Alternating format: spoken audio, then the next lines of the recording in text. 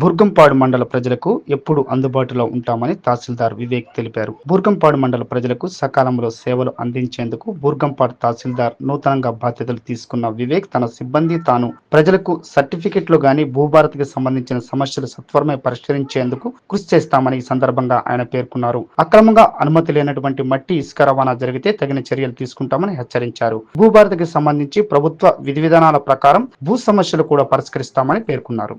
సర్టిఫికెట్లన్నీ కూడా సకాలంలో పూర్తయ్యేటట్టు ఈరోజు మీటింగ్ పెట్టడం జరిగింది. మా స్టాఫ్ అందరూ కూడా వితిన్ 2 డేస్లో కూడా క్లియర్ చేయడం జరిగింది, చెప్పడం జరిగింది. అలాగే భూ సమస్యలు కూడా నా దృష్టికి వచ్చినాయి. ఈ భూ సమస్యలన్నీ కూడా శాశ్వత పరిష్కారం అనేది ఈ జూన్ మొదటి వారంలో, అంటే డేట్ ఇంకా ఫిక్సప్ కాలేదు, ఆ ప్రభుత్వం ఇచ్చిన డేట్ షెడ్యూల్ ప్రకారంగా భూభారతిలో అన్నీ కూడా సమస్యలు పరిష్కారం పట్ల మా స్టాఫ్ మేము అందరం కూడా కృషి చేస్తామని తెలియజేస్తున్నాం.